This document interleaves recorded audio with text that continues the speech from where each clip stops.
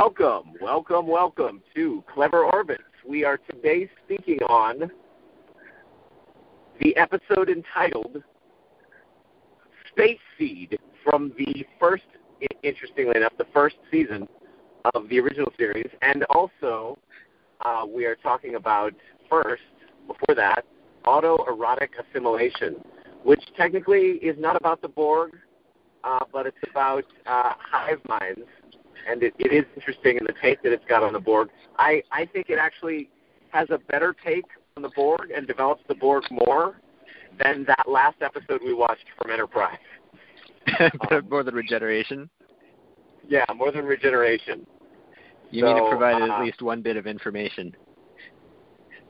It was, well, you know, you're right. Regeneration really didn't. So anyway, that also led me to a spree of watching Rick and Morty, which was kind of fun and interesting. Yeah, let's proceed on, shall we? So we're going to finish up the Borg and we're going to start up Khan.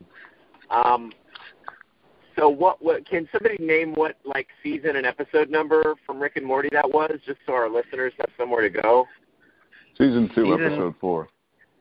Yeah. Thank you. That one. Thank you. That helps a lot. So, yeah, I watched it. I liked it.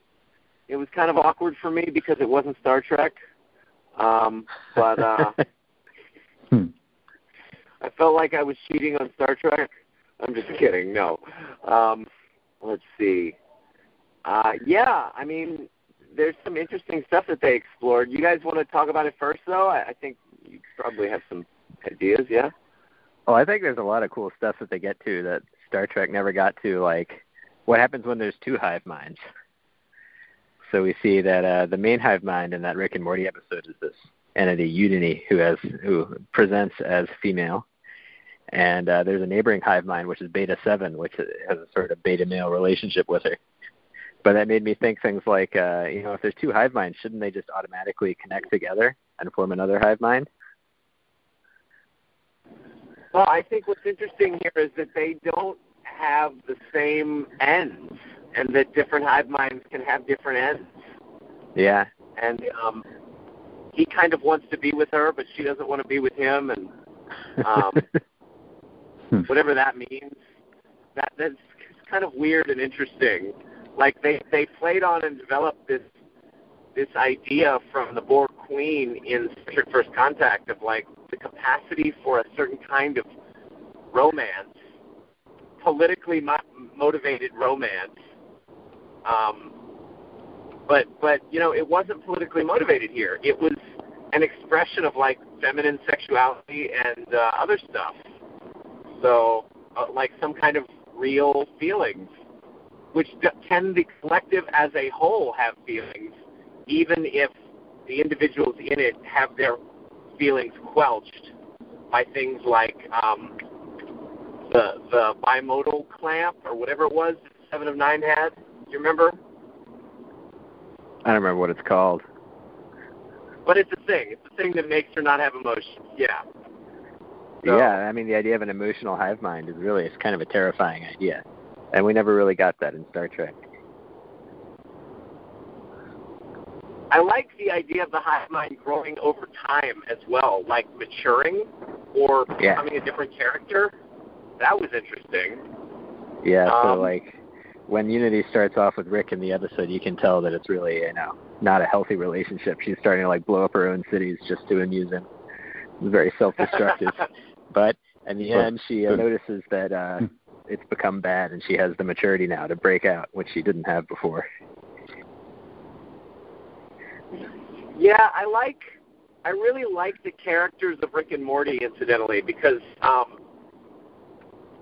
Rick, he's like Doctor Who, if Doctor Who were kind of drunk and like a horrible human being. And Morty's just kind of like, he's like the companion if Doctor Who treated the companion like absolute unmitigated shit all the time. And so it was a kind of interesting mirror to that, and then, of course, the Rick and Morty premise that it's like the characters from Back to the Future, right? Yeah. I forget their actual names. Well, Doc and Marty. Doc and Marty. There you go. Yeah, that's funny. So it actually is a play on words too. Yeah, it's kind of implied that it's an individual's desire for perfecting themselves writ large. If we want to go back to what this would mean in terms of the Borg, if Unity were the Borg, then it gives us an example of where that desire for perfection came from and a little bit about what it really means. Like, I think the desire for perfection generally is kind of an abstract notion, and it would be difficult to instantiate that. Like, in programming, I think that it was an individual's desire for perfection or the desire for the perfection of a group that became writ large. You know, does that make sense?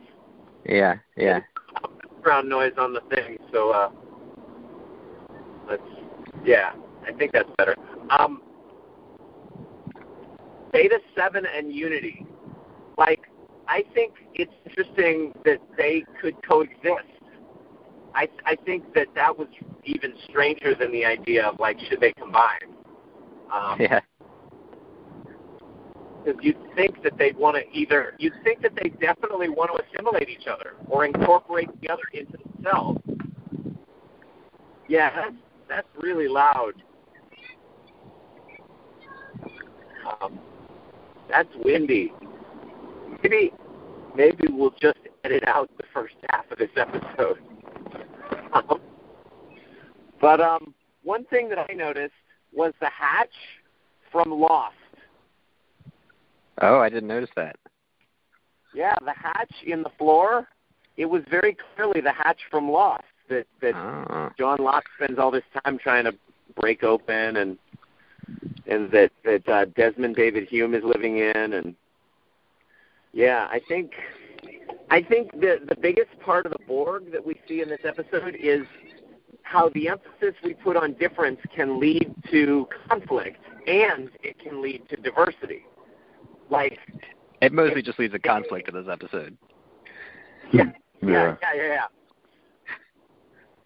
And how, like, if it's de-emphasized totally, it leads to, like, a lack of life. That was the point that the girl was trying to make to the whole thing. Yeah, like, well. Hey, what kind of life do these people have? And then it was interesting because politically it played out better for the society overall, for them to be assimilated. Like, that was a new tack on it. No, Go ahead. I like it when Summer says, you know, she tells them all to be individuals, and then they are, and then they start beating each other up over racism and stuff. And she says, I didn't realize that freedom meant the freedom to do things that suck. I like that. It's a real attack on the sort of short-sighted view, which is sometimes promoted that just freedom is always good. You know? And it points at a way in which another sense of perfection that the Borg go for, which is that when you have unity, you don't have any internal conflict. And, you know, no one likes having internal conflict, like in their own lives. So it's a very understandable motivation.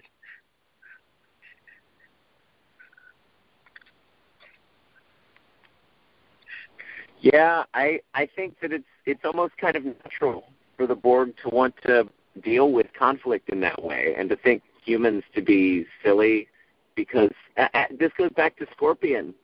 Your what 7 of 9 kept telling Chakotay, like, this will be your undoing, the fighting between you, the fact that you have multiple viewpoints that are supposed to somehow coexist. Like, yep. That's silly. So, except in Star Trek, they're sort of constrained as a series with a mission to answer that in the negative. Whereas in Rick and Morty, they can be as cynical as they want. Yeah, that's something I really like about Rick and Morty. Is it's very nihilistic all the time. Yeah. Like, it's very dark, and, like, I mean, I actually don't like it because I feel kind of like crap after watching it, same way after, like, Breaking Bad or Black Mirror. Yeah, it is. It is a bit. It is sort of nihilism porn. But it does turn that in interesting. I don't know if you got to the episode. I'm getting a bit afield because it's a different episode. But there's a later episode where Rick is sort of giving a sermon to Summer about his life philosophy, and it almost sounds very landmarkian. But we can talk about that offline. Oh man, so I haven't watched the whole series, but I did watch. I dug up a bunch of lists of like the best episodes and started going through those because they were fun. It was interesting. Like it's one of those shows that I'll watch if I want pure entertainment and novelty and not too much intellectual stimulation, but just enough to like keep me engaged.